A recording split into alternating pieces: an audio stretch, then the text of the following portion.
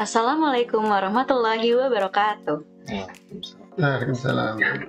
Halo kawan pajak, berjumpa kembali dengan kami dalam sesi Menapa? Mengenal pajak. Semoga kawan pajak masih tetap semangat ya menghadapi perubahan ketentuan perpajakan yang semakin dinamis. Tetapi jangan khawatir kawan pajak, karena kami akan selalu mensupport kawan pajak untuk terus belajar dan berbagi informasi tentang peraturan perpajakan terbaru. Pada hari ini kita akan membahas ketentuan terbaru mengenai ketentuan perpajakan bagi wajib pajak UMKM setelah berlakunya Undang-Undang Harmonisasi Peraturan Perpajakan. Bersama saya Dea Rizky Riani, juga narasumber kita yaitu Bapak Leo dan Bapak Sofri. Pagi Dea. Pagi Bapak. Yang akan menemani kawan pajak semua bincang-bincang dan berdiskusi mengenai bagaimana ketentuan perpajakan terbaru bagi wajib pajak UMKM, bagaimana kewajiban perpajakan setelah tidak menjadi UMKM, juga termasuk bagaimana kewajiban perpajakan dengan lawan transaksi UMKM setelah berlakunya Undang-Undang Harmonisasi Peraturan Perpajakan. Kita bahas satu-satu dulu ya Pak. Mungkin mulai dari bagaimana sih kewajiban perpajakan UMKM setelah berlakunya UU HPP, apa saja perubahannya, mungkin bisa dijelaskan oleh Bapak Sofri ya Pak? Baik, selamat pagi kawan pajak semua ya, berjumpa kembali dalam episode Menapa pagi ini. Baik, nanti pagi hari ini kita akan membahas tentang ketentuan terbaru ya, tentang kewajiban perpajakan di UMKM dan PKP baru gitu. Nah, sebelum kita bahas mengenai perubahannya, mungkin kita ingatkan juga ya ke kawan pajak semua mengenai apa sih yang dimaksud dengan WP-UMKM itu apa gitu. Oke, jadi WP-UMKM sebenarnya kalau pengertian di undang-undang itu bukan WP-UMKM ya, tapi wajib pajak yang memperoleh penghasilan dengan peredaran usaha tertentu gitu. Nah, umumnya disebut dengan WP-UMKM gitu, yaitu orang pribadi atau badan yang memperoleh penghasilan dari kegiatan usaha dengan peredaran usaha tidak lebih dari 4,8 miliar gitu. Dan dikenakan pajak penghasilan bersifat final sebesar 0,5% gitu ya. Itu pengertian wajib pajak dengan peredaran usaha tertentu ya, atau awamnya biasanya mungkin kawan pajak nyebutnya UMKM ya gitu. Nah, pengertian ini sebenarnya tidak banyak berubah.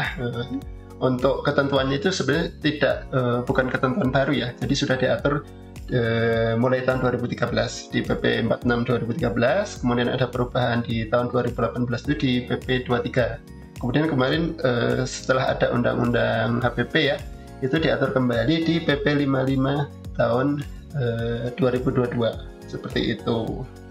Nanti itu perubahan-perubahannya nanti akan kita sampaikan seperti apa gitu. Baik, jadi wajib pajak UMKM yang bisa kita sebut UMKM itu wajib pajak dengan peredaran bruto tidak lebih dari 4,8 miliar ya Pak dalam setahun, dan dikenakan pajak penghasilan final sebesar 0,5% gitu ya Pak ya. Nah, tadi kan Bapak sudah sebutkan ya kalau misalkan ternyata itu udah diatur pada PP nomor 55 tahun 2022. Tapi ternyata terbit lagi nih PMK nomor 164. Nah, kira-kira PMK ini mengatur tentang apa ya Pak? Kenapa harus diterbitkan PMK ini gitu Pak? Ya, jadi pada dasarnya dalam PP 55 tahun 2022 telah disampaikan kewajiban pajak bagi WP-UMKM, tetapi belum diatur mengenai bagaimana teknis pengenaan pajaknya, apa kewajiban pajaknya setelah peredaran bruto atau omsetnya melebihi 4,8 miliar.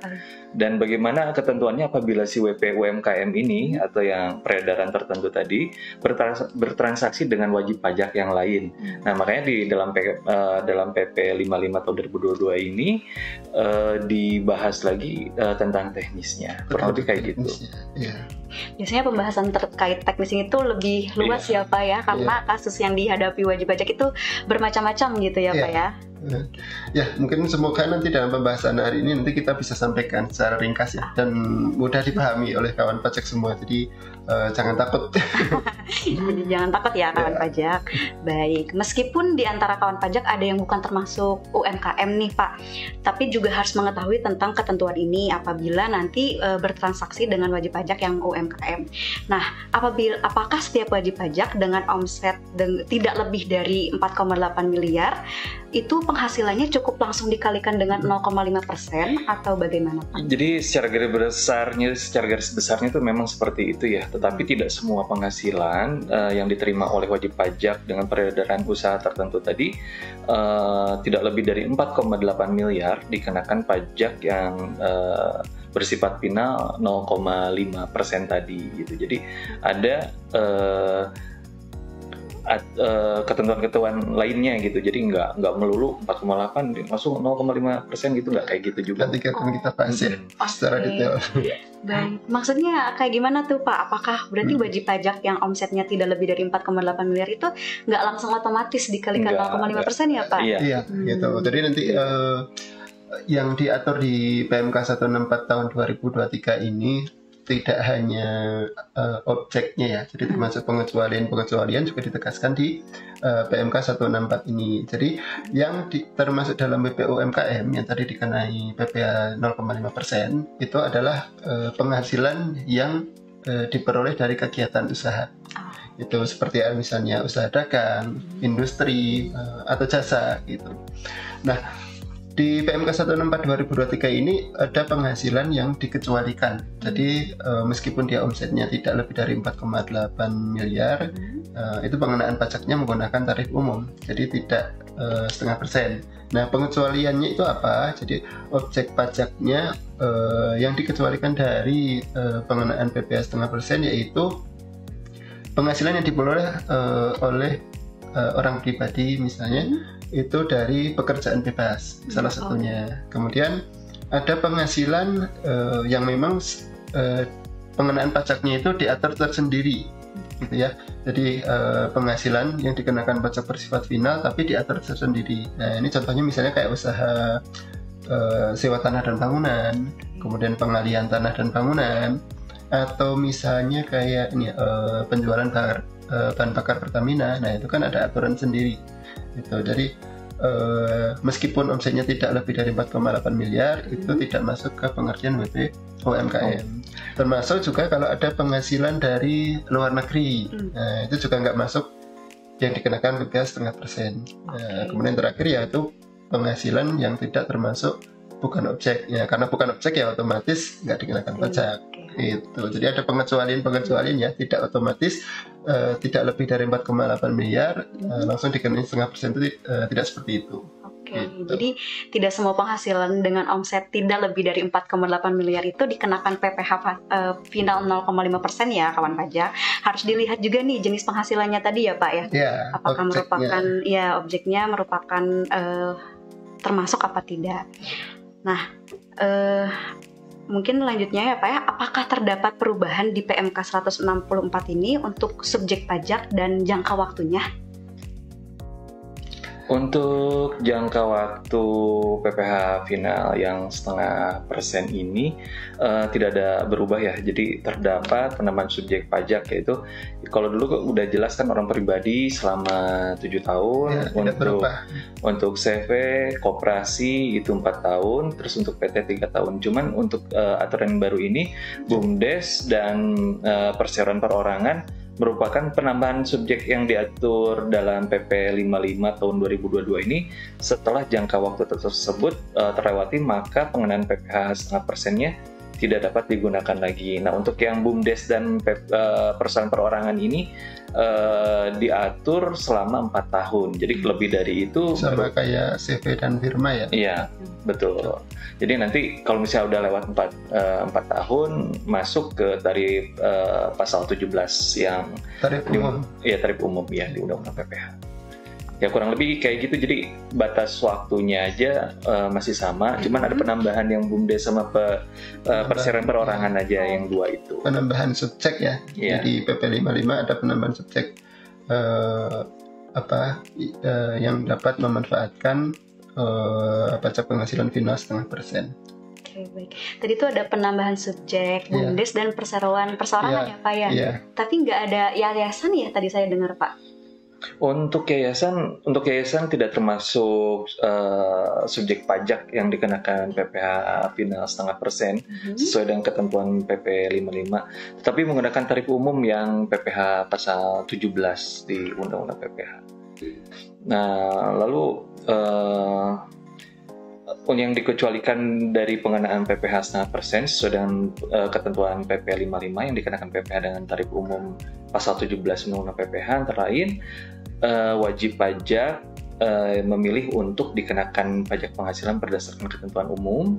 Jadi dia memang memilih, jadi nggak mau pakai yang 0,5% deh, ini karena udah terbiasa memang pakai yang tarif umum, dia menggunakan itu. Terus wajib pajak badan berbentuk persekutuan komanditer atau firma yang dibentuk oleh beberapa wajib pajak orang pribadi yang memiliki keahlian khusus yang menyerahkan jasa yang sejenis dengan jasa sehubungan dengan pekerjaan bebas. Nah, lalu ada wajib pajak badan memperoleh fasilitas penghasilan, itu wajib pajak yang melakukan penanaman modal di bidang-bidang usaha tertentu dan di daerah-daerah tertentu yang mendapat prioritas tinggi dalam skala nasional.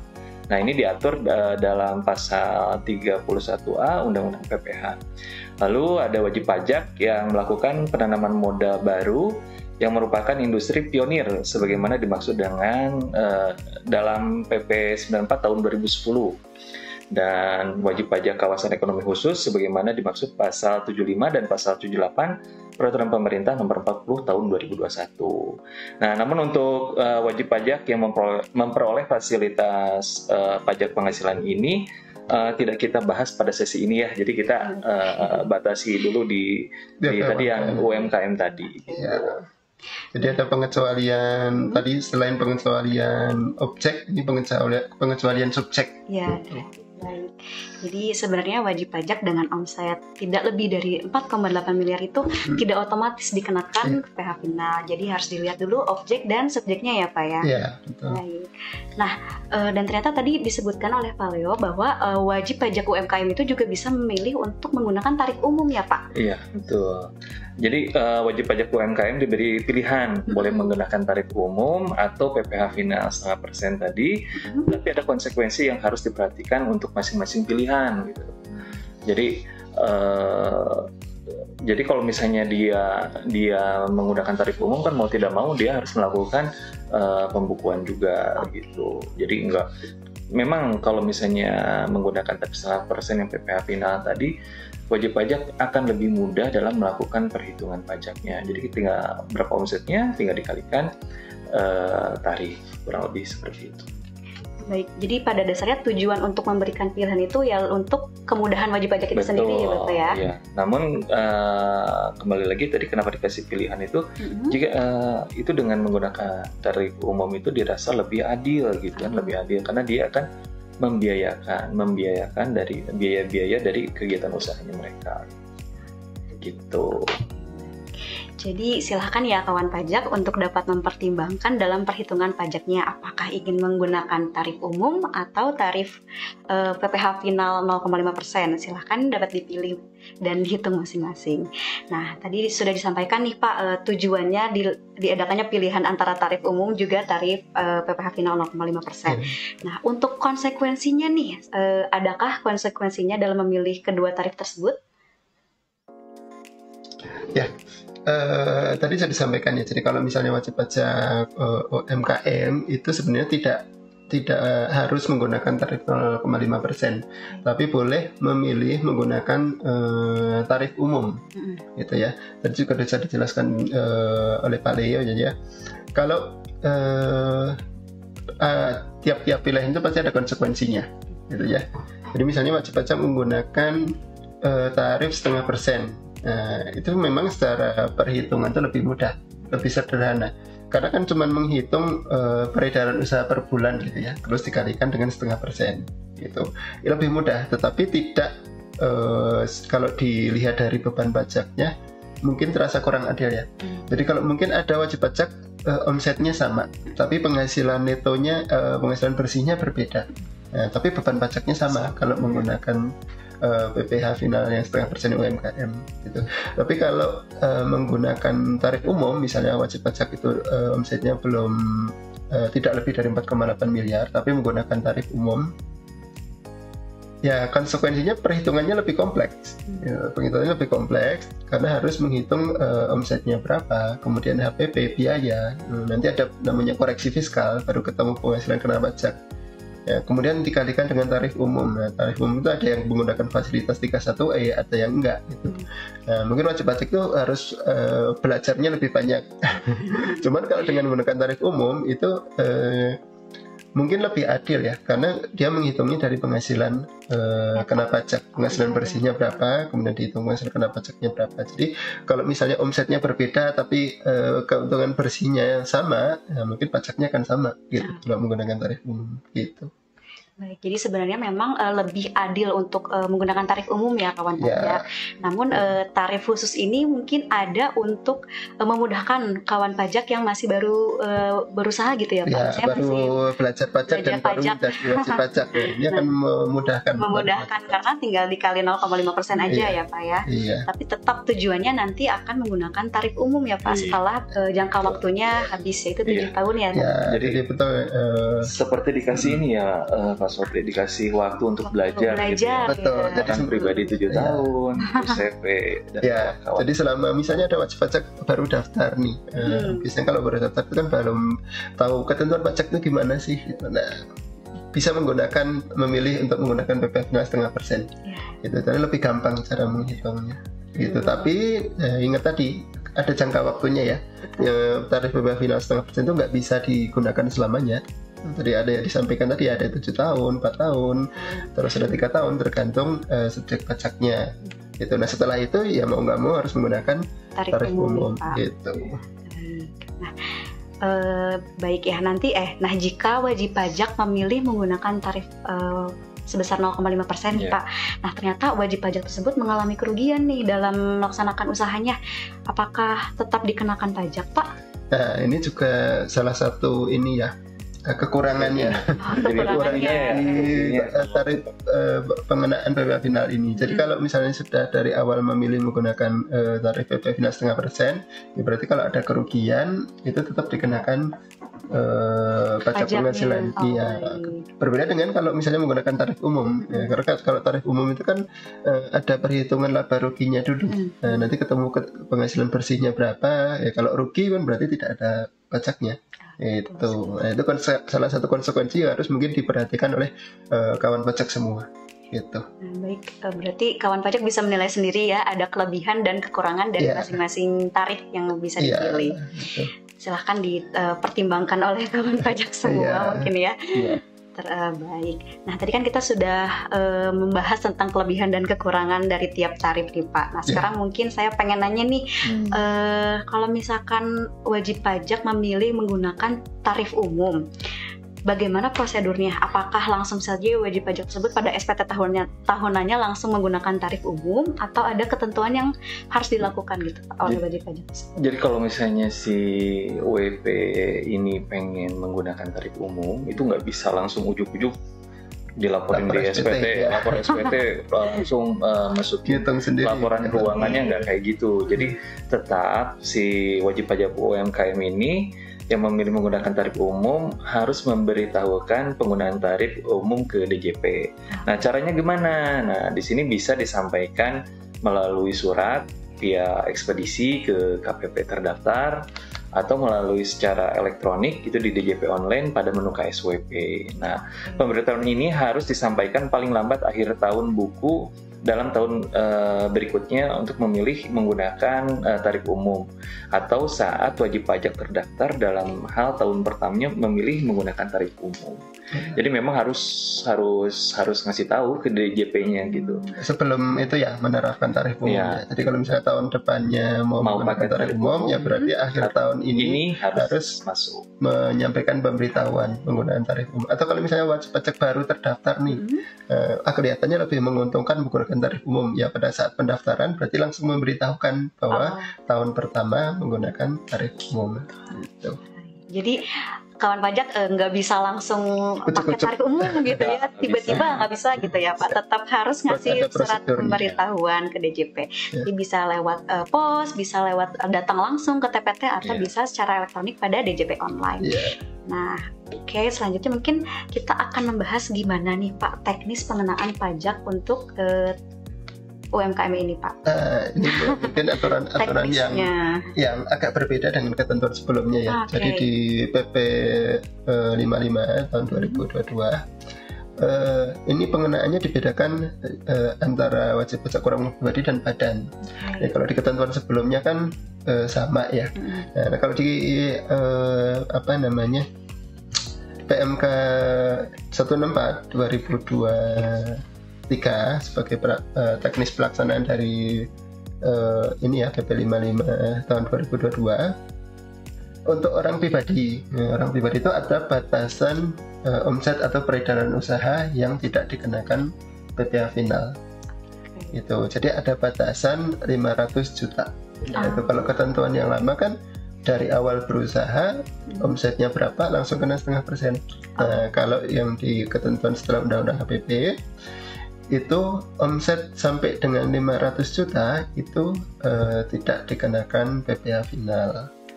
Tapi ini hanya untuk orang pribadi ya. Kalau badan tidak berlaku. Gitu. Jadi misalnya omset Januari masih 200 juta, belum lewat 500 juta, ya berarti belum ada PPh yang dibayarkan. Gitu. Tapi kalau untuk badan ya langsung dikenakan 0,5% gitu. Oke, jadi ada batasannya ya tadi kawan pajak 500 juta. Iya. Nah, untuk tata cara perhitungan sama pembayaran pajaknya gimana nih Pak? Boleh dijelaskan? Kalau untuk tadi kan yang batasan tadi kan udah dibilang ya Kak. Jadi sampai dengan omset 500 juta itu tidak dikenakan PPh final. Makanya kalau orang pribadi ya, tapi orang ya. pribadi ya, untuk orang pribadi sering tuh dapat pertanyaan, masih ada pre PPN enggak, PPh enggak katanya. Pre PPh jadi yang 500 juta ya. Maksudnya itu di sini itu jadi perhitungannya tuh sampai dulu. Jadi kalau sudah melebihi 500 juta baru itu dikenakan tarif PPh final. Misalnya Januari tadi Pak Sopri bilang di Januari 200 juta gitu ya. Terus di Februarinya itu tembus di angka 350 juta. Nah, di bulan Februari itu maka yang 50 juta itu akan langsung dikalikan tarif karena udah melebihi kan 200 tambah 350 berarti 550. Ya, 50. Nah, yang 50-nya itu dikalikan tarif yang PPh final yang 5%. 0,5% berarti. Ya, setengah persen, 0,5%. Jadi 500 jutanya itu diakumulasikan ya Pak, bukan Betul, dalam iya. satu bulan 500 juta gitu ya Pak ya? Jadi akumulasi peredaran dalam 1 tahun. Betul. Jadi kalau misalnya dari Januari sampai dengan November baru nembus 500 jutanya di November gitu kan. Berarti yang Bayar pajaknya baru di November. Oke. Gitu.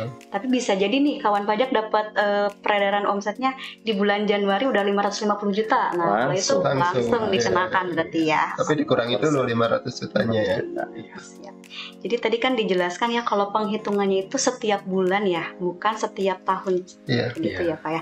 Nah, untuk pembayaran pajaknya itu seperti apa ya Pak? Nah, baik, ini juga ada perubahan di PMK 14 2023 dengan ketentuan sebelumnya. Kalau sebelumnya diatur di PP 99 2018 ya. Jadi untuk pelunasan PPh final 0,5% ini ada 2. Yang pertama ada dibayar sendiri, kemudian yang kedua melalui pemotongan oleh pemotong. Itu biasanya kalau untuk ada WP UMKM bertransaksi dengan pemotong, misalnya badan usaha gitu. Nah, jadi sebenarnya ketentuan di PMK 164 ini tidak hanya untuk WP UMKM ya, jadi juga perlu diperhatikan oleh lawan transaksi meskipun dia bukan WP UMKM gitu. Jadi tadi sudah disampaikan Pak Leo, misalnya tadi contohnya ya, ada omset di Januari 200 juta misalnya, kemudian di Februari 350 juta, kan kalau orang pribadi kan dikurangi 500 juta dulu. Nah, untuk yang selisihnya itu baru dikenakan 0,5% gitu. Nah, misalnya tadi ya setengah persen dikali selisihnya tadi 50 juta.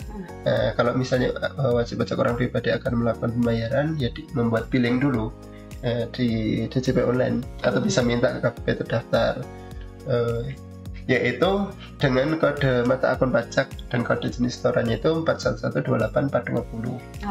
Itu tidak berubah ya dengan ketentuan sebelumnya.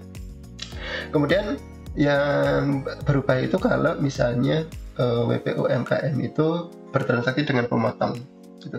Kalau di ketentuan sebelumnya di PMK 99 ya 2018, jadi kalau misalnya ada wajib pajak badan nih bertransaksi dengan WP UMKM gitu, dipotong 0,5%. Nah itu pembayarannya menggunakan surat setoran pajak atas nama pihak yang dipotong. Gitu. Ya, kalau kode MAP setorannya nggak berubah 4128.423. Kemudian kalau di Ibu Pot Unifikasi kode objek pajaknya itu 28-423-01 gitu. Bedanya kalau untuk sekarang itu penyetorannya menggunakan NPWP pemotong. Gitu. Jadi WP UMKM yang dipotong itu cukup diberikan bukti potong gitu. Untuk bukti penyetorannya itu atas nama pemotong. Kalau di ketentuan sebelumnya itu atas nama pihak yang dipotong. Nah, itu perubahannya gitu di PMK 164 salah satunya gitu. Untuk tanggal itu paling lambat tuh tanggal 15 ya. Penyetorannya itu tidak berubah. Baik yang disetor sendiri ataupun melalui pemotongan itu sama. Jadi harus disetor paling lambat tanggal 15 bulan berikutnya. Kalau misalnya tanggal 15-nya jatuh hari libur berarti bisa mundur hari kerja berikutnya. Oh, berarti gitu. Lihat hari kerja berikutnya ya Pak? Sama sih dengan jenis pajak lainnya. Jadi kalau jatuh temponya di hari libur, misalnya nanti kalau ini ada libur lebaran misalnya tanggal 15-nya hari tanggal merah ya, cuti bersama ya boleh berarti di mundurin ya hari kerja berikutnya. Gitu. Jadi terdapat perubahan ya untuk ketentuan dari PMK yang sebelumnya dengan PMK 164. Untuk kawan pajak selaku pemotong pajak, silakan dapat diperhatikan kembali mengenai perubahan ketentuan ini saat melakukan pemotongan pajak apabila lawan transaksinya adalah wajib pajak UMKM gitu ya Pak ya. Nah, tadi sudah dijelaskan bahwa apabila transaksi merupakan wajib pajak UMKM, maka pemotong melakukan pemotongan PPh final sebesar 0,5%. Nah, bagaimana ya Pak caranya mengetahui bahwa lawan transaksi kita ini adalah wajib pajak yang menggunakan tarif PPh final sebesar 0,5% gitu Pak? Apakah ada caranya? Oke. Nah, untuk ini ya perlu diperhatikan untuk pemotong pajak yang melakukan pemotongan pajak lawan transaksi, sebelum melakukan pemotongan pajak perlu ditanyakan dulu tuh ke lawan transaksinya apakah termasuk wajib pajak UMKM atau bukan yang dikenakan tarif 0,5%. Nah, kalau misalnya apabila termasuk yang 0,5% tadi yang dikenakan 0,5% tadi, maka pemotong wajib pajak minta salinan surat keterangan wajib pajak dikenakan PPh final berdasarkan ketentuan PP nomor 55 atau surat pernyataan dikenai PPh final sesuai dengan PP 55 dengan peredaran bruto tidak lebih dari 4,8 miliar. Jadi itu bisa dari ini sih dari DJP online ya Pak Sofri ya itunya untuk data KSWP-nya bisa dilihat di sana.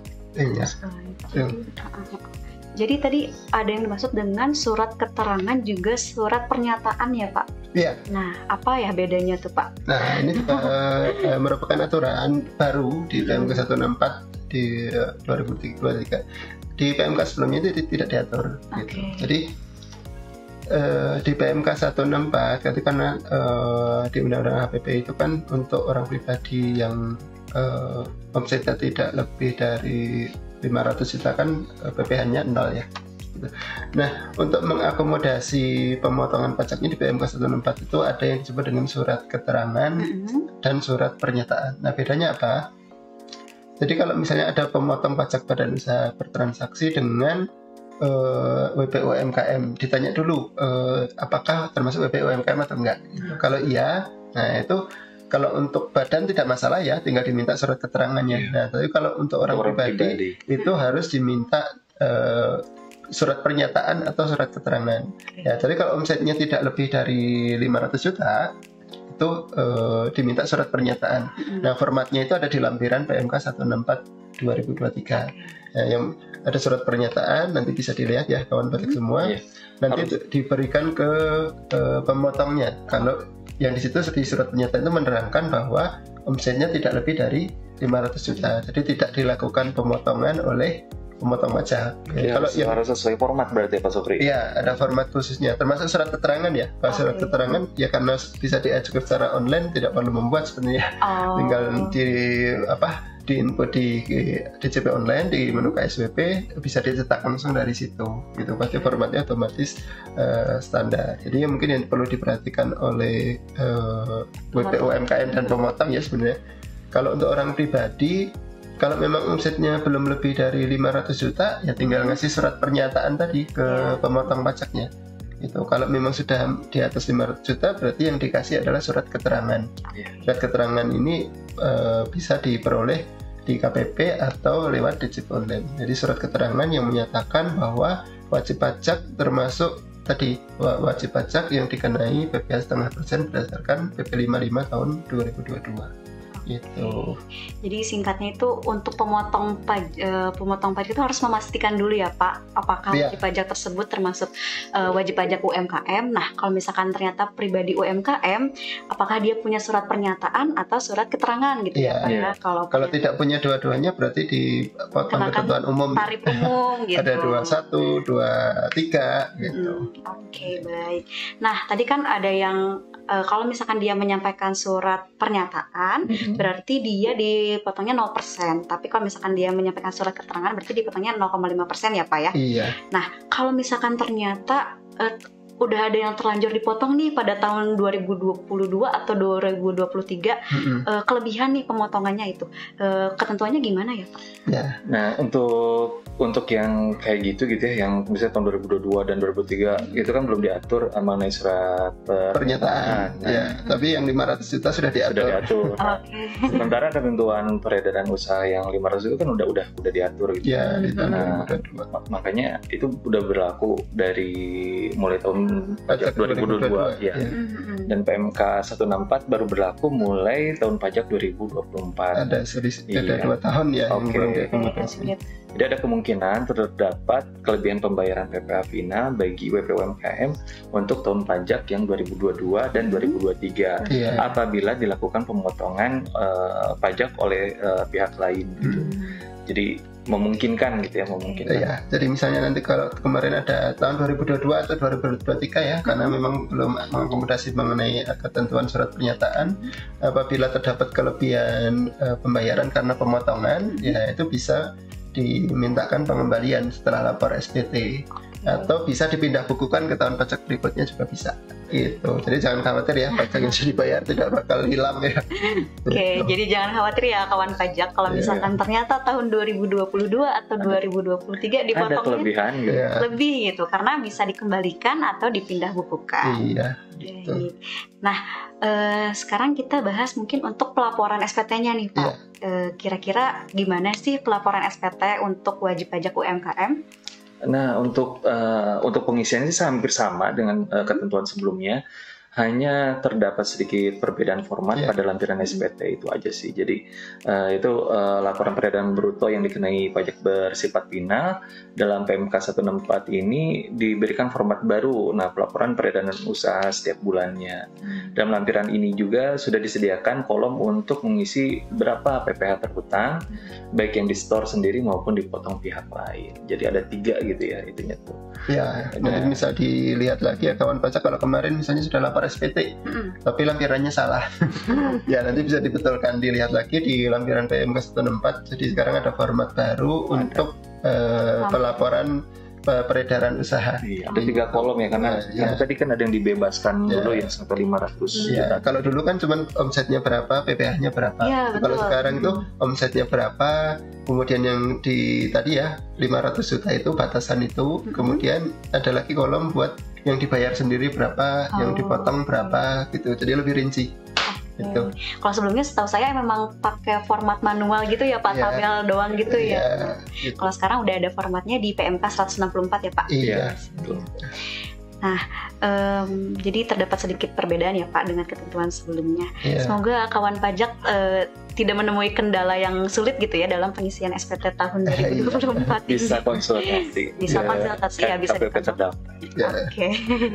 Nah, Tadi kan kita sudah membahas nih Pak tentang Ya. ketentuan wajib pajak UMKM yang peredaran omsetnya tidak lebih dari 4,8 miliar.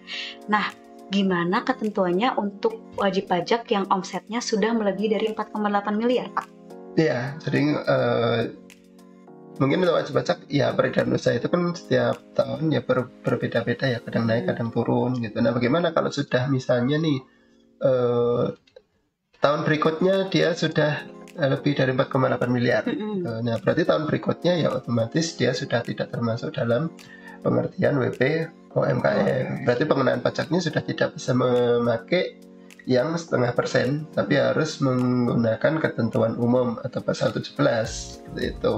Berarti tahun pertama setelah tidak menjadi WP UMKM itu langsung dikenakan yang tarif umum ya Pak? Iya, masuknya gitu. Baik, silakan kawan pajak dapat dilihat lagi ya. Tadi kalau misalkan tarif umum itu ada di PMK nomor berapa ya Pak? Di 215 ya.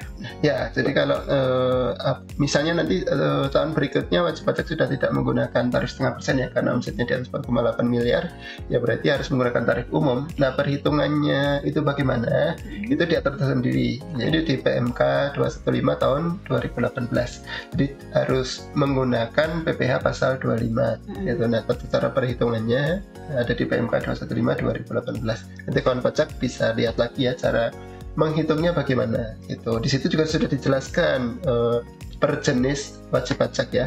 Misalnya untuk wajib pajak bank bagaimana, wajib pajak yang lembaga keuangan bagaimana, itu nanti ada di situ. Gitu. Oke, jadi kawan pajak silahkan dilihat lagi ya di PMK nomor 215 tahun 2018 ya Pak ya. Gitu. Oke. Nah, selain kewajiban penghitungan PPh pasal 25 nih, kira-kira ada lagi nggak ya Pak yang harus dilakukan wajib pajak yang sudah tidak UMKM gitu? Nah, ini di PMK ini juga sebenarnya tidak hanya mengatur ketentuan pengenaan PPh final ya, jadi dijelaskan juga gimana sih nanti kewajiban WP UMKM itu kalau sudah lebih di atas 4,8 ya. Okay. Yang pertama tadi ya menghitung dengan ketentuan umum. Tadi dikenakan pasal 25 29, kemudian ada kewajiban lagi yaitu melaporkan usahanya untuk dikukuhkan sebagai pengusaha kena pajak atau PKP gitu. Nah, mungkin bisa dijelaskan tuh Pak, apa itu pengusaha kena pajak? Ya, kalau misalnya secara simpelnya dia itu ada kewajiban untuk memungut PPN. Jadi pengusaha kena pajak itu adalah pengusaha yang menurut ketentuan Undang-Undang PPN pada saat melakukan penyerahan barang atau jasa itu harus memungut PPN. Misalnya orang jualan gitu ya, pada saat menjual barang dia harus memungut namanya pajak pertambahan nilai ke konsumennya, itu seperti itu. Oke, jadi tolong dicatat ya kawan pajak semua, pengusaha yang melakukan penjualan barang atau jasa setelah melebihi dari 4,8 miliar, selain wajib membayar PPh pasal 25 juga wajib memungut dan membayarkan PPN gitu ya Pak ya. Oke, untuk prosedur dan ketentuan terkait dengan pemungutan PPN ini seperti apa ya Pak? Apakah misal hari ini omsetnya melebihi dari 4,8 miliar, hari berikutnya udah harus langsung memungut PPN? Ya enggak kayak gitu. Jadi tiba-tiba lagi kayak tadi gitu Pak. Jadi memang kalau misalnya, jadi kalau untuk pemungutan PPN ini kan dia harus dijadikan dulu PKP gitu. Jadi dikukuhkan. Jadi apakah itu secara jabatan atau mendaftarkan diri? Intinya kalau mau mungut PPN dia harus terdaftar sebagai PKP. Nah, jadi gimana nih? Nah, jadi kalau misalnya 4,8 itu sudah terpenuhi gitu ya, jadi si pengusaha, si wajib pajak tadi itu bisa mengajukan diri paling lambat di tahun berjalan ya, di akhir tahun berjalan, dan nanti saat memasuki tahun yang baru dia sudah melakukan kewajiban pemungutan PPN gitu. Jadi nggak ujuk-ujuk gitu ya, dari 4,8 hari ini gitu kan, besok untuk pemungut PPN enggak gitu, karena kaitannya kenapa harus dikukuhkan dulu, apalagi sekarang untuk PPN itu kan dalam penerbitan fakturnya gitu kan ada ketentuan-ketentuan lagi, dia harus terdaftar PKP, dan untuk penerbitan fakturnya sendiri pun itu melalui e-faktur desktop, dan untuk pelaporannya nanti ada di web e-faktur. Ya, ini jadi ada perubahan ya, Balik. Jadi untuk ketentuan sebelumnya, kalau dulu kan pendaftaran PKP itu kalau misalnya bulan ini nih omsetnya udah di atas 4,8, maka akhir bulan berikutnya itu harus mendaftarkan menjadi PKP. Nah, untuk ketentuan di PMK 164 2023 ini dia lebih fleksibel. Nah, jadi kalau misalnya bulan ini sudah 4,8 miliar, tidak harus bulan depannya harus PKP, tapi bisa diberi waktu sampai akhir tahun. Itu. Jadi nanti di tahun berikutnya itu baru memungut PPN. Seperti itu. Jadi ada perbedaan ya Pak dengan ketentuan di PMK 164 ini lebih fleksibel mungkin ya Pak, karena lebih luas waktunya. Gitu. Nah, selain dikukuhkan sebagai PKP, apakah ada kewajiban lainnya yang harus dilakukan wajib pajak? Betul. Jadi kalau kalau dulu ya, misalnya bulan ini sudah di atas 4,8 miliar, bulan depan harus PKP, harus mengut PPN. Sementara kalau untuk pemungutan PPN itu kan harus ada sarananya ya, yaitu faktur pajak. Sementara kalau pada saat memungut PPN, dia itu tidak bisa langsung mengeluarkan faktur pajak, karena ada aplikasi yang tadi mengharuskan untuk pendaftaran namanya akun PKP. Nah, akun PKP itu nanti digunakan di aplikasi untuk menerbitkan faktur pajak. Nah, itu kan jadi aturannya agak membingungkan wajib pajak ya. Misalnya sekarang dikukuhkan sebagai PKP, hari ini harus memungut faktur pajak. Sementara secara sarananya itu belum bisa digunakan karena harus daftar akun PKP lagi. Nah, nanti dapat sertifikat elektronik itu ada jeda waktunya gitu. Masa selama jeda waktu itu tidak melakukan penjualan barang? Ya, jadi kalau di aturan yang baru ini lebih fleksibel. Jadi misalnya sekarang sudah 4,8 miliar. Nah, itu bisa nanti sampai akhir Desember itu baru mendaftarkan untuk dikukuhkan sebagai PKP dan akun PKP-nya. Gitu. Jadi pada saat awal tahun berikutnya itu bisa memungut PPN gitu. Jadi kawan pajak bisa didengarnya tadi ada dua prosedur yang harus dilakukan oleh pengusaha ya, yang peredaran bruto atau omsetnya lebih dari 4,8 miliar, yaitu melaporkan usahanya untuk dikukuhkan sebagai PKP paling lambat akhir tahun buku saat peredaran bruto atau omsetnya lebih dari 4,8 miliar, juga harus mendaftarkan akun PKP ya. Betul gitu. Oke, baik deh. Nah, jadi untuk tadi ya, jadi Pak Sapri, kalau misalnya kira-kira nih, misalnya si omsetnya itu di Juni itu udah tercapai 4,8 miliar gitu. Tapi sekarang si WP juga kan suka pengen buru-buru gitu, buru-buru. Iya, tergantung lawan transaksinya ya. Iya, buru-buru. Nah, itu pun bisa gitu. Jadi misalnya sekarang di Juni 2024 misalnya 2024 4,8-nya udah terpenuhi, itu mereka lawan transaksinya itu menginginkan bertransaksinya dengan PKP. Nah, itu bisa aja langsung si wajib pajak itu mendaftarkan diri jadi PKP, terus tadi melakukan registrasi untuk sertifikat elektroniknya dan kawan-kawan, dan di masa berikutnya dia sudah bisa melakukan kewajiban sebagai PKP dan hak dan kewajiban ya mungkin lebih besar. Ya, jadi untuk di ketentuan baru itu memberi kesempatan juga ke wajib pajak itu untuk menentukan kapan sih dia mau memungut PPN-nya gitu. Jadi misalnya kayak tadi dicontohkan Pak Lia, Juni sudah melebihi 4,8 miliar. Kemudian Juli atau Agustus nih ada lawan transaksi yang pengen saya pengennya hanya transaksinya pengen sama PKP aja.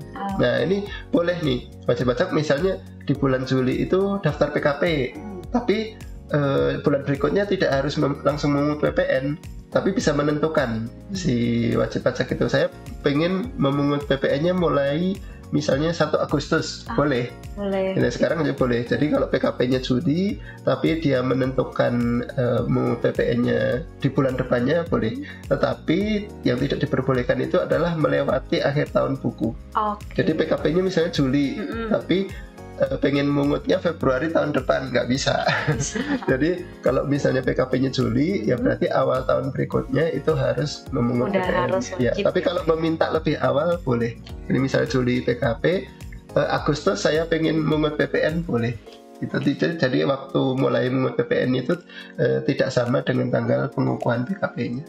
gitu. Oke, jadi kawan pajak tidak harus menunggu akhir tahun ya untuk memungut PPN dan dikukuhkan sebagai PKP. Nah, tadi disebutkan bahwa untuk pengukuhan PKP wajib bagi pengusaha dengan peredaran omset lebih dari 4,8 miliar ya Pak ya. Ya.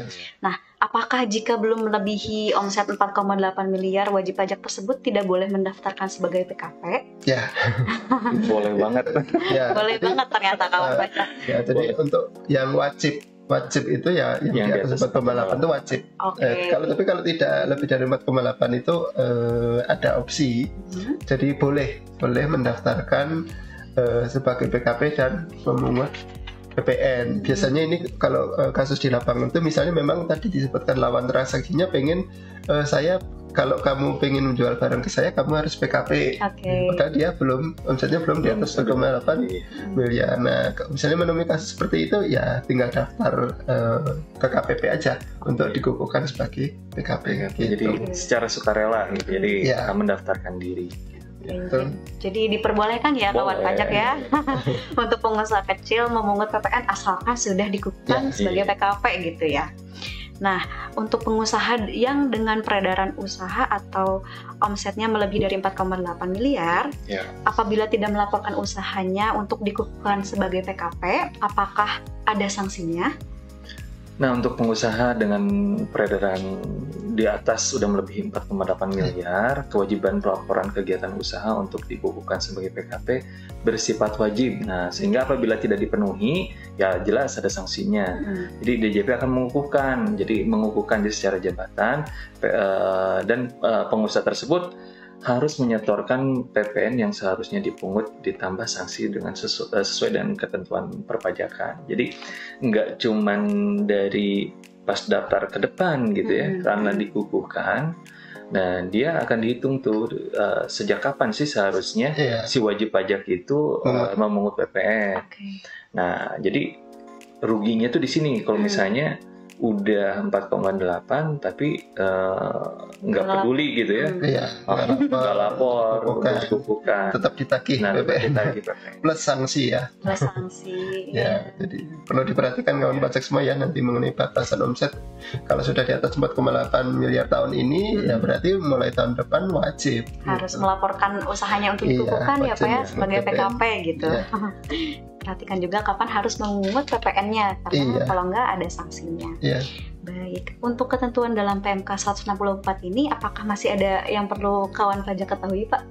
Iya, jadi mungkin untuk pembahasan PMK 164 itu sudah cukup ya tadi mengenai perubahan aturan mengenai WP UMKM sekarang itu pemenuhan kewajiban pajaknya bagaimana, kemudian perubahannya apa, termasuk tadi kewajiban pihak yang bertransaksi dengan WP UMKM, dan yang terakhir tadi ya kewajiban setelah tidak menjadi WP UMKM itu seperti apa. Itu kira-kira pembahasan di PMK 164 tadi seperti itu. Gitu. Jadi baik ya kawan pajak, kita tadi sudah berdiskusi ya tentang ketentuan terbaru yang ada di PMK 164 ini. Dalam hal kawan pajak mungkin masih ada yang ingin ditanyakan gitu Pak, boleh langsung aja di kolom komentar, mungkin nanti saya akan bacakan satu-satu gitu ya Pak. Boleh silakan, dia bisa dilihat ini ada yang bertanya nggak? Tadi sih saya sudah lihat ada satu atau dua pertanyaan gitu Pak. Oke, langsung saja ya Pak ya, saya bacakan ya Pak ya. Ada pertanyaan dari Resti.Nawangsari, katanya gini Pak, izin bertanya Pak, waktu 4 tahun dimulai dari berdirinya CV atau dimulai dari pemakaian pertama tarif 0,5% ya Pak? Mungkin ini ngomong yang jangka waktu tadi Pak. Jadi terkait dengan jangka waktu itu yang pertama yang dilihat adalah wajib pajak itu terdaftarnya kapan. Gitu ya. Jadi kalau misalnya terdaftarnya dulu sebelum tahun 2018, berarti hitungan jangka waktunya itu mulai tahun 2018. Ya, tapi kalau jadi kalau terdaftarnya baru sekarang, yang ngitung jangka waktunya itu mulai dari tahun terdaftar gitu. Ya, misalnya ada CV. Nah, CV baru daftar di 2024 ya. 2024. Nah, pas pendaftaran dia memang memilih tarifnya yang 0,5%, bukan tarif umum. Ya berarti kalau tadi 4 tahunnya ya berarti dihitung dari tahun 2024. Di 2024 sampai 2000 berapa ya? 2004, 5, 6, 7 ya. 7 ya. 7 ya, karena 4 tahun Oh, ya. Ya, jadi sampai 2027 itu bisa menggunakan tarif +0,5% gitu. Oke, baik Ibu Resti. Jadi dilihat juga dari kapan berdirinya CV tersebut ya Pak. Kalau sebelum dari 2018 dihitung dari tahun 2018. Ya, Kalau misalkan setelah dari 2018 maka dihitung dari kapan CV itu dibentuk ya, tahun Pak, ya? terdaftarnya. Tahun terdaftarnya gitu. Mungkin ke pertanyaan selanjutnya ya Pak ya. Ya. Lanjut, Masih ada satu lagi nih Pak. Pertanyaan dari Odj99. Katanya gini Pak, kalau PT omsetnya di bawah 4,8 miliar tiap tahun, gimana Pak perlakuan pajaknya? Tadi lebih atau kurang tadi? Di bawah 4,8 Di bawah. miliar. Ya, berarti sama ya. Tadi kalau misalnya ada PT, ya dilihat dulu PT-nya itu terdaftarnya kapan dulu. Kalau misalnya tadi ada sebelum 2018 atau di tahun 2018 terdaftarnya, ya berarti kalau PT kan 3 tahun ya. 3 tahun. Nah, itu berarti dari tahun 2018 menggunakan PPh Final 0,5%. Nah, kalau misalnya sekarang baru terdaftar, ya berarti ngitungnya pada saat tahun terdaftarnya. Jadi 2024, 2025, 2026. Iya. Gitu. Oke, gitu ya Bapak Odj99, semoga bisa menjawab pertanyaannya. Jadi bisa digunakan tarif sebesar 0,5%, namun diperhatikan jangka waktunya ya, untuk PT itu 3 tahun ya Pak ya. Iya. Oke, baik, ini ada pertanyaan selanjutnya nih Pak, langsung saya Boleh, bacakan aja ya. Dari Henta doang, katanya gini, kalau penggunaan tarif NPPN itu seperti apa ya? Iya. Ini mungkin tidak dibahas di PMK 14 ya, tapi nggak apa-apa dijawab. Jadi NPPN itu adalah norma perhitungan penghasilan neto. Itu digunakan untuk menghitung penghasilan neto dari wajib pajak orang pribadi ya, yang tidak melakukan pembukuan. Itu. Jadi misalnya wajib pajak melakukan pekerjaan bebas, gitu ya. Menghitung penghasilannya kan dengan menggunakan tarif umum. Nah, itu dihitung dulu penghasilan netonya dengan menggunakan norma perhitungan penghasilan neto. Atau misalnya wajib pajak melakukan kegiatan usaha dagang, tapi sudah melebihi tadi 7 tahun ya. Nah, berarti tahun ke-8 dia boleh menggunakan NPPN, norma perhitungan penghasilan neto. Nah, dengan syarat ya berarti tahun sebelumnya dia mengajukan tadi menggunakan NPPN. Itu ada di DJPN juga ada. Itu membacakan pemberitahuan penggunaan norma perhitungan penghasilan neto. Berarti nanti untuk menghitung pajaknya menggunakan tarif pasal 17, tapi dihitung dulu penghasilan bersihnya menggunakan tadi disebut ya norma perhitungan penghasilan neto atau NPPN tadi. Gitu. Mungkin bisa dijelaskan contohnya pekerjaan bebas itu seperti apa aja tuh Pak? Ini sebenarnya tidak hanya pekerjaan bebas ya, usaha dagang atau kegiatan usaha ya. Kalau sudah melebihi jangka waktu tadi kan bisa menggunakan, misalnya dagang itu kalau nggak salah 20% ya. Misalnya omsetnya 1 miliar ya, berarti kalau misalnya 1 miliar kan belum di atas 4,8 ya, jadi masih boleh menggunakan norma perhitungan penghasilan itu. 1 miliar normanya itu 20%. Nah, berarti 1 miliar kali 20% berarti 200 juta. Nah, penghasilan netonya itu 200 juta. Nanti baru dikurangi PTKP, baru dikalikan dengan tarif pasal 17 untuk menghitung penghasilan pajak penghasilannya gitu, pajak terutangnya. Kira-kira seperti itu. Berarti NPPN ini harus diajukan dulu ya Pak ya? Ya, diberitahukan sama kayak tadi penggunaan tarif umum ya, itu diberitahukan juga. Kalau sekarang kan lebih gampang ya, karena sudah difasilitasi di DJP online. Jadi tidak perlu ke KPP. Jadi kalau kawan project misalnya yang lokasinya jauh gitu ya, yang penting punya akun DJP online. Ya, sekarang lebih mudah ya Pak ya. Gitu. Baik, semoga bisa menjawab pertanyaan dari Henta doang. Mungkin sudah terjawab. Mungkin selanjutnya nih Pak, ada pertanyaan lanjutan nih Pak. Dari Sandra_Risma, katanya gini Pak, mau tanya, PT berdiri di tahun Agustus tahun 2023, tapi sampai sekarang belum ada transaksi atau omset katanya.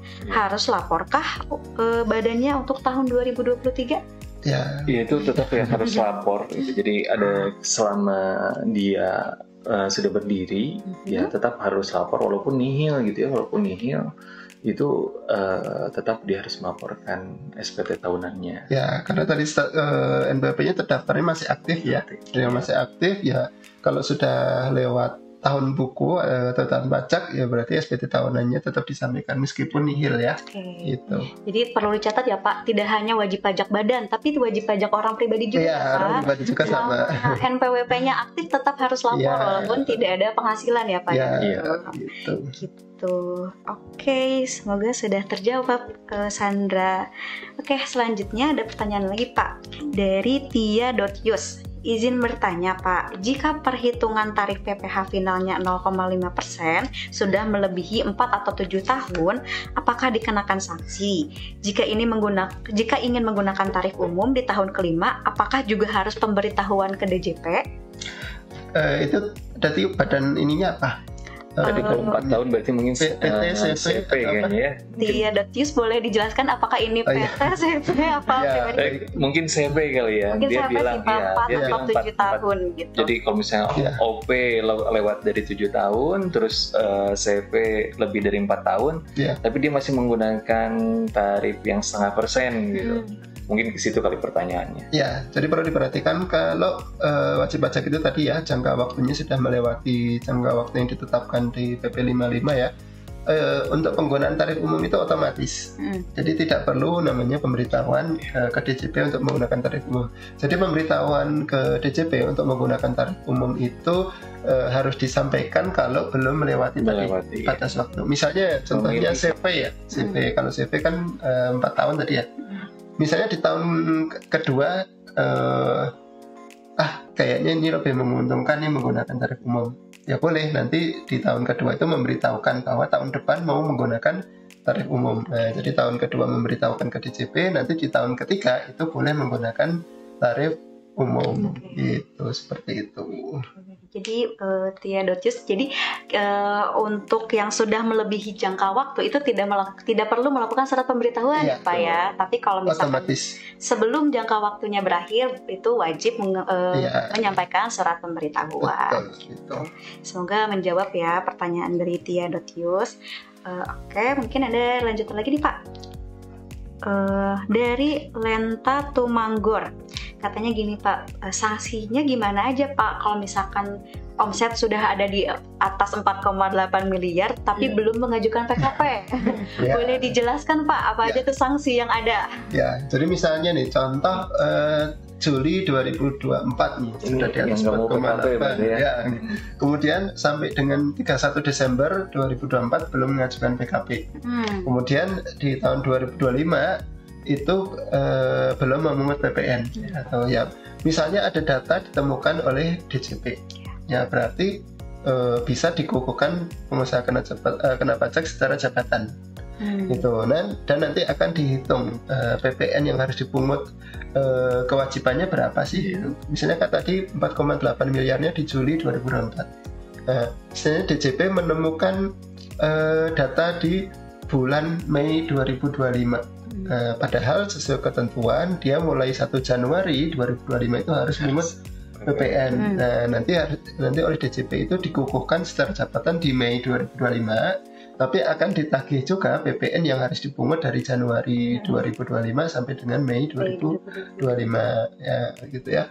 Terus itu kan baru ditagih PPN ya. Nah, pasti ada sanksinya. Sanksinya itu ya berarti itu tadi sanksi terlambat tadi tidak memungut tadi.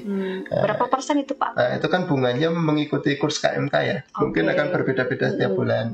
Kemudian ada lagi namanya sanksi STP.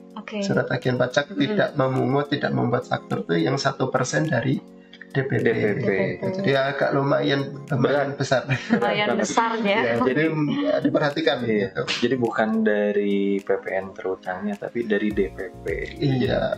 Yang beratnya itu jadi yang jangan ini per PPN-nya 11% gitu. Tapi ini dilihatnya itu dari DPP-nya gitu. Iya. Itu cukup untuk besar ya Pak ya. Ya, gede banget. Untuk PPN ini harus lebih hati-hati ya. Iya. Gitu. Jadi kawan pajak apabila peredaran brutonya sudah lebih dari 4,8 miliar mending segera dikukuhkan sebagai PKP ya Pak ya. Iya. Supaya tidak dikukuhkan secara jabatan. Ini mungkin menjawab juga pertanyaan dari Henta Doang yang tadi katanya nanya gini Pak. tentang PKP secara pengukuhan PKP secara jabatan. Tadi kan udah dijelasin ya oleh Pak Sopri ya Pak ya. Tentang jadi itu nanti ada pemberitahuan dari KPP ke wajib pajak bahwa yang bersangkutan itu dikukuhkan PKP secara jabatan. Kayak gitu. Disuratin gitu ya. Makin gitu. Gampang ya. Iya, seperti itu. Mungkin. Ini kita buka berapa pertanyaan lagi Pak? Atau bacain semua aja? Dibacain semua aja, kayaknya waktunya masih cukup. Oke. Lanjut ya Pak ke pertanyaan selanjutnya. Ada pertanyaan dari Wahyu_IG. Katanya gini, Pak Min mau tanya, kalau perhitungan PPN sebelum dikukuhkan jadi PKP yang seharusnya sudah PKP bagaimana? PMK 15 tahun 2021 yang dikali 20% dari omset sebelum PKP, kami perusahaan ekspedisi dengan DPP nilai lain 10%, bagaimana perhitungannya? Oke. Cukup panjang. Oke. Jadi ketentuan untuk PPN yang seharusnya ditagih tadi ya, kalau misalnya secara jabatan, ini sebenarnya bukan PMK 15 tapi PMK 18 2021. PMK 18. Ya. Jadi bukan 20% kali omset sebenarnya. Jadi kalau untuk misalnya ada PPN yang seharusnya disetor tapi belum disetor itu tetap PPN yang dipungut itu adalah 11%. Tapi untuk wajib pajak yang bersangkutan itu berhak mengurangkan pajak masukan paling besar, paling banyak adalah 80% dari PPN yang terutang. Misalnya gini, tadi ya seperti contoh, misalnya di bulan Mei 2025 dikukuhkan sejabatan. Padahal Januari 2025 sampai bulan Mei kan dia harus mengut PPN. Nah, ternyata setelah dihitung PPN yang harus dipungut itu adalah istilahnya 100 juta. PPN terutang itu 100 juta, tapi yang bersangkutan itu boleh mengkreditkan itu paling banyak 80% dari PPN terutangnya. Misalnya 100 juta yang ditagih itu kredit pajaknya bisa 80% dari 100 juta atau 80 juta. Jadi yang di store itu adalah 20 juta. Itu. Nah, 20 juta itu baru PPN-nya, belum sanksinya. Sanksinya dihitung lagi tadi kena tarif bunga ya. Bunga kemudian dikalikan berapa bulan ya. Itu baru sanksi keterlambatannya. Belum sanksi yang tadi tidak menerbitkan faktur yang 1%. 1% dari DPP itu. Jadi perlu diperhatikan. Jadi bukan dikali 20% dulu langsung dikali 10% ya Pak ya, bukan ya? Nah, ini kalau misalnya kasusnya perusahaan ekspedisi ya. Ekspedisi itu kan menggunakan DPP nilai lain ya. Terus sebenarnya sama, dihitung dulu PPN yang terutangnya. Nah, nanti karena ini kalau untuk DPP nilai lain itu kan nggak ada prosedur PKPN, karena cuma langsung 1,1 kali DPP ya, berarti yang dibayarkan ya 1,1% itu. Gitu. Jadi semoga cukup menjawab. Ada pertanyaan lagi? Ada sisa Pak satu lagi Pak. Mungkin tadi Bapak Wahyu apakah sudah menjawab pertanyaan Bapak? Kalau misalkan ternyata belum, mohon ditulis lagi aja ya Pak ya di kolom komentar ya pertanyaannya. Tapi kita ini jawab dulu ya Pak dari pertanyaan dari Jessica.Jacqueline. Katanya gini Pak, kalau UMKM badan pakai tarif 0,5% ternyata terlanjur dipotong oleh pihak lain PPh 23 20% jasa, apakah badan harus ajukan PBK tapi nilai yang dipotong nggak material hanya Rp2.800? Baik, mungkin saya jelaskan tidak melihat besarannya ya. Nah, yang pertama adalah tadi perhatikan ya, tadi sudah disampaikan oleh Pak Leo. Jadi kalau misalnya ada bertransaksi dengan pihak pemotong itu sebenarnya harus ditanya dulu apakah termasuk WP UMKM atau enggak gitu. Kalau termasuk WP UMKM berarti harus tadi ada lanjutannya, ditanya lagi. Kalau dia orang pribadi berarti harus ditanya dulu surat pernyataan atau surat keterangan. Nah, kalau misalnya badan ya berarti kalau dia mengaku sebagai UMKM berarti harus menyampaikan surat keterangan. Nah, kalau memang nih karena ketidaktahuan itu sudah terlanjur tidak menyampaikan surat keterangan, tidak memberitahukan surat keterangan ke pemotongnya, ya pasti dipotong sesuai ketentuan umum di pasal 23. Nah, ini perlakuannya bagaimana? Sebenarnya ada dua opsi yang bisa dipilih ya. Yang pertama adalah pembetulan. Jadi pembetulan SPT massa dari pihak pemotong. Dari tadi bukti potong pasal 23, kemudian dibetulkan dulu menjadi bukti potong PPh final. Itu kalau memungkinkan. Ya, kalau tidak memungkinkan, atas pasal 23 itu bisa diperhitungkan di SPT tahunan. Jadi nanti ada lebih bayar, dan lebih bayarnya itu dikembalikan. Iya. Gitu. Jadi bisa dilaporin di SPT tahunannya dia, dan akhirnya jadi lebih bayar kalau memang dia ada terlanjur dipotong. Terlanjur dipotong. Seperti itu. Lebih bayar 2000 berapa tadi? 2.800. 2.800 kalau satu bukti potong, kalau banyak Iya kan lumayan juga ya Pak. Iya. Oke, jadi perlakuannya itu bukan di PBK, tapi kalau bisa dibuat SPT kebetulan gitu ya Pak, dari kebetulan atau pengembalian dari pihak pemotongnya. Tapi kalau misalkan tidak memungkinkan, berarti dari pihak yang dipotong itu melaporkan di SPT tahunannya dan bisa dikembalikan sebagai kredit katanya gitu. Ibu Jessica, apakah sudah menjawab pertanyaannya? Oke, gitu. Mungkin lanjut lagi Pak, ada pertanyaan lagi? Boleh, silakan. Oke. Pertanyaan lagi dari Tia.yus, katanya gini Pak, izin pertanyaan lagi Bapak, untuk pembetulan PPN misalnya masa Juli 2023 statusnya lebih bayar, dikompensasikan ke masa Maret 2024, apakah boleh? Itu ketentuan tentang kompensasi LB nih, gimana Pak? Ya tentunya boleh ya. Kalau yang penting kompensasi itu tidak kompensasi mundur ke masa sebelumnya. Ya kan ini kan 2023 ke 2024 ya boleh saja. Bisa langsung loncat itu, jadi nggak usah pembetulan. Kalau dulu kan pembetulan tuh masa ke masa, kalau sekarang bisa langsung loncat aja, terus ditumpuk di satu masa di depan, itu nggak jadi masalah juga. Cuman yang jadi catatan, karena statusnya pembetulannya lebih bayar, harus diingat nih. Pembetulan dengan status lebih bayar itu bisa dilakukan selama belum diperiksa atau belum melebihi jangka waktu 3 tahun. 3 tahun. Gitu. Jadi 2 tahun sebelum masa pajak berakhir.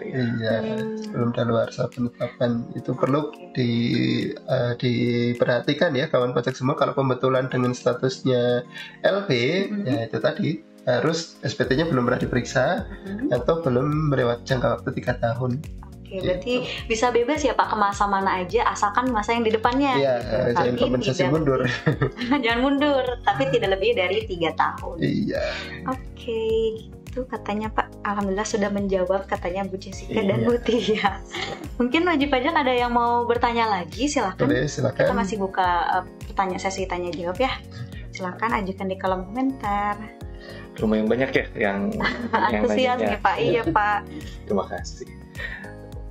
Mungkin kalau misalnya sudah nggak ada, silakan.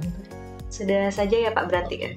Kalau saya lihat sih sudah tidak ada pertanyaan lagi dari kawan pajak. Semoga kawan pajak udah memahami betul ya Pak ya tentang PMK 164 ini. Ya, mungkin kalau misalnya nanti tadi pas di hari ini belum kepikiran ya tadi pertanyaan, nanti baru setelah selesai sesi ada oh iya tadi lupa ditanyakan. Nah, itu nanti bisa menghubungi ke KPP ya, Ibu bisa ke WA Desk atau telepon atau via media sosial juga bisa. Gitu, DM di IG bisa ya.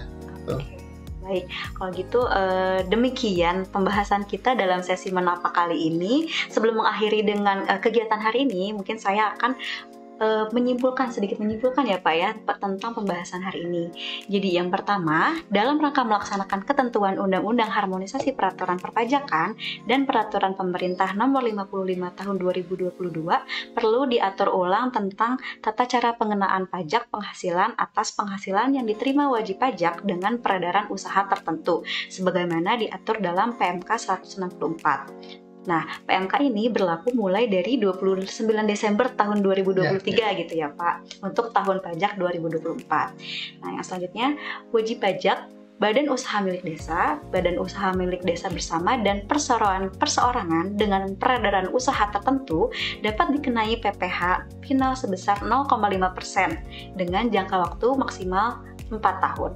Yang selanjutnya, pemotong melakukan pemotongan PPh final 0,5% atas lawan transaksi yang menyerahkan salinan surat keterangan dikenakan PPh final berdasarkan PP 55 tahun 2022 dan atau melakukan pemotongan PPh final 0% atas lawan transaksi yang menyerahkan surat pernyataan peredaran usaha orang pribadi tidak melebihi dari 500 juta. Jadi tadi ada surat pernyataan juga ada surat keterangan. Pak. Yang selanjutnya, penyetoran PPh final berdasarkan PP 55 tahun 2022 menggunakan identitas pemotong dan lawan transaksi memperoleh bukti potong. Dan yang terakhir adalah pengusaha yang memiliki peredaran usaha lebih dari 4,8 miliar wajib melaporkan kegiatan usahanya untuk dikukuhkan sebagai PKP. Paling lambat pada akhir tahun buku saat peredaran usaha melebihi dari 4,8 miliar. Dan memungut PPN mulai awal tahun buku berikutnya, atau memilih melaporkan kegiatan usahanya untuk dikukuhkan sebagai pengusaha kena pajak sebelum akhir tahun buku dan melakukan pemungutan PPN sebelum awal tahun buku berikutnya. Jadi mungkin itu ya Pak ya rangkuman tentang diskusi kita hari ini ya Pak ya. Nggak kerasa kita udah di ujung acara ya Pak. Semoga apa yang kita bahas hari ini bisa menambah wawasan kawan pajak semua yang menonton gitu. Baik, demikian yang dapat kami sampaikan. Kami mohon maaf apabila ada salah-salah kata tadi gitu ya. Semoga bahasanya dapat dimengerti kawan pajak semua dan bermanfaat gitu. Baik, sampai jumpa dalam sesi menapak selanjutnya ya. Jangan bosan untuk ikutan sesi menapak dari KPP Madya Bandung. Wassalamualaikum warahmatullahi wabarakatuh.